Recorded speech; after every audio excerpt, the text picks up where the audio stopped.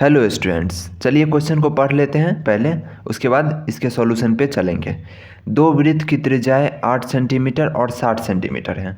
तो सबसे पहले दो वृत्त हैं, ठीक है। एक का त्रिज्या 8 सेंटीमीटर यानी एक का जो रेडियस है वो 8 सेंटीमीटर और दूसरे वृत्त का रेडियस यानी त्रिज्या जो है वो 60 सेंटीमीटर है। कहने का मतलब है दो वृत्त है और दोनों का साइज अलग अलग है, यानी एक वृत्त छोटा है और एक वृत्त बड़ा है। जो 8 सेंटीमीटर वाला वृत्त होगा वो छोटा होगा, इससे बड़ा होगा, सिंपल है। उस वृत्त की त्रिज्याएं ज्ञात कीजिए जिसका क्षेत्रफल दोनों वृत्त के क्षेत्रफल के योग के बराबर होगा। यानी इस दोनों वृत्त का क्षेत्रफल जो होगा उसको जोड़ने के बाद उसके इक्वल का जो एक बड़ा सा वृत्त होगा उसका त्रिज्या हमसे पूछ रहा है, ठीक है। तो एकदम सिंपल है। चलिए इसके सॉल्यूशन पे बढ़ते हैं, फिर आपको आसानी से समझ में आ जाएगा, छोटा सा बच्चे को भी समझ में आ जाएगा। आप बस 1 मिनट ध्यान दीजिए। तो देखिए पहले क्वेश्चन को ही लिखा गया है और जहाँ से सफ़ेद रंग की पट्टी है वहाँ से हमारा सॉल्यूशन शुरू है।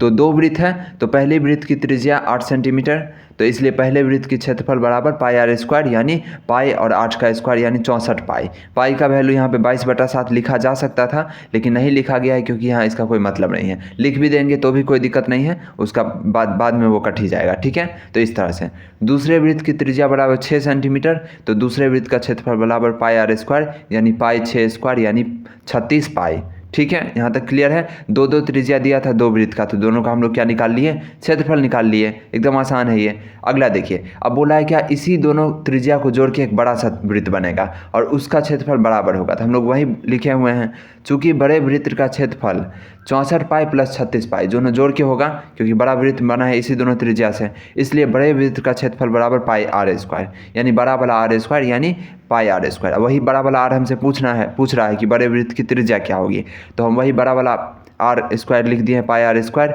Is equal to 100 pi. 100 pi कैसे आया है, छोटा छोटा वृत्त का जो क्षेत्रफल है उसको जोड़ने पे कितना आया है, 100 पाई। हमको पता है कि इसका जो त्रिज्या निकलेगा वही बड़ा वृत्त का त्रिज्या होगा और वही हमसे प्रश्न में पूछा गया है। तो पाई आर स्क्वायर बराबर 100 पाई।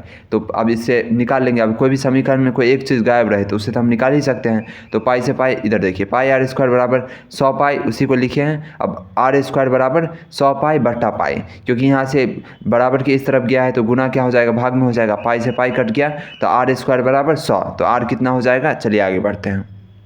आर स्क्वायर बराबर 100, तो आर हो जाएगा 10, क्योंकि स्क्वायर का आधा क्या होता है, रूट, और रूट में 10, अर्थात अभिष्ट संख्या जो हो जाएगी वो 10, यानी अभिष्ट त्रिज्या बराबर 10।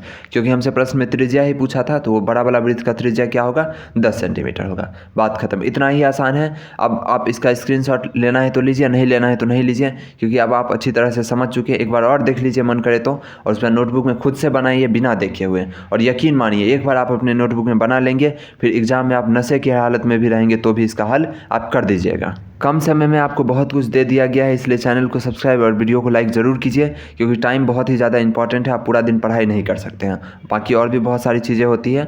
तो बेहतर है इस चैनल को आप सब्सक्राइब कर लें, ताकि आपको समय समय पर इसी तरह का और भी अलग अलग सब्जेक्ट का ऐसा टॉपिक मिले जो आपको सीधा परीक्षा में नंबर दिलवाए, आपके नॉलेज में इजाफा करें। धन्यवाद।